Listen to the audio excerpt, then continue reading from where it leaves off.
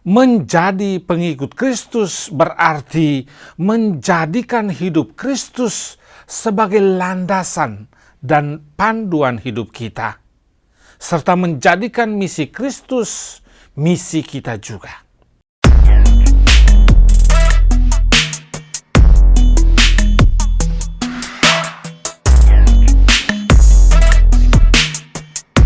Bapak, Ibu, saudara, dan saudari yang sama dikasihi Kristus Tuhan.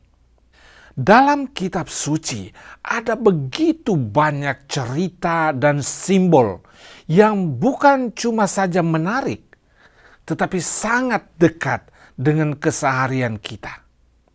Misalnya, penggembala yang melindungi domba-dombanya, benih yang jatuh di tanah yang subur dan di tanah yang tidak subur, makan bersama dengan orang-orang dekat, dan lain-lain.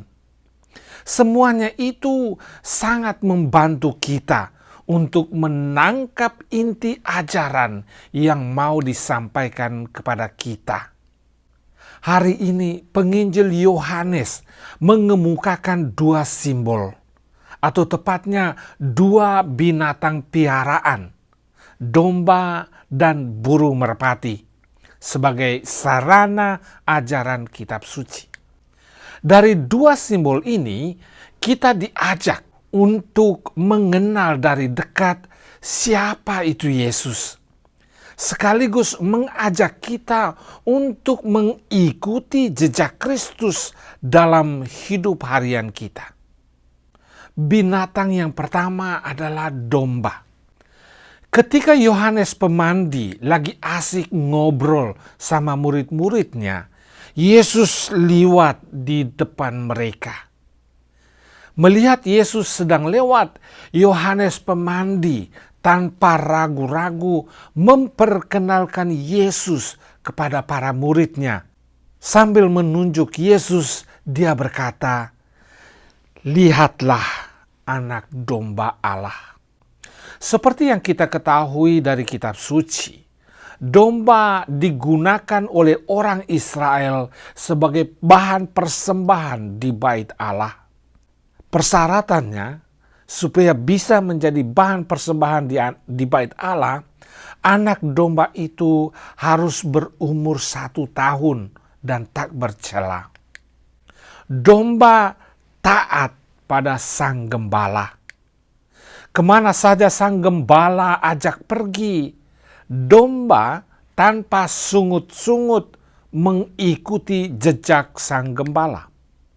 Dan karena itu, ketika Yohanes Pemandi berkata, "Lihatlah anak domba Allah," Yohanes sebetulnya mau mengatakan bahwa Yesus adalah anak Allah yang dikorbankan di kayu salib, taat sampai mati di kayu salib sebagai tebusan atas dosa-dosa manusia. Rasul Paulus kepada umat di Filipi menulis, dalam keadaan sebagai manusia, ia telah merendahkan dirinya dan taat sampai mati, bahkan sampai mati di kayu salib. Simbol kedua atau binatang kedua adalah burung merpati. Burung merpati dipakai juga sebagai bahan persembahan.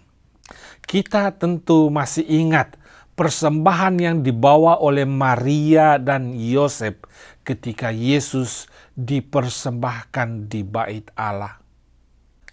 Hanya orang yang berpenghasilan rendah, atau sederhananya hanya orang miskin yang menjadikan burung merpati sebagai persembahan di bait Allah. Burung merpati lalu menjadi tanda keberpihakan kepada orang lemah dan miskin harta. Selain itu, burung merpati melambangkan perdamaian. Ketika Yesus dipermandikan di Sungai Yordan, Yohanes Pemandi melihat secara langsung Roh Kudus dalam rupa seekor burung merpati hinggap di pundak Yesus. Yesus diurapi oleh Roh Kudus untuk mendamaikan segala bangsa melalui wafatnya di kayu salib.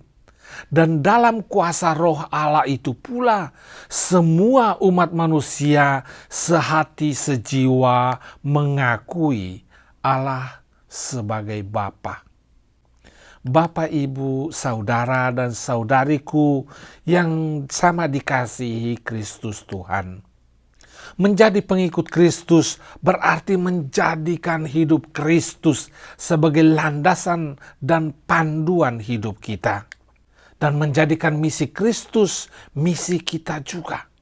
Dan itu berarti bahwa setiap perkataan, setiap tindak tanduk kita seharusnya mencontohi teladan Kristus. Yesus memperlakukan setiap orang tanpa pilih kasih. Dia tidak memaksakan kehendaknya, tetapi dia menghargai kebebasan setiap orang untuk memilih. Walaupun demikian, dia juga mengarahkan hati nurani manusia untuk memilih yang baik dan benar. Dia tidak mementingkan diri dan mau berkorban demi orang lain.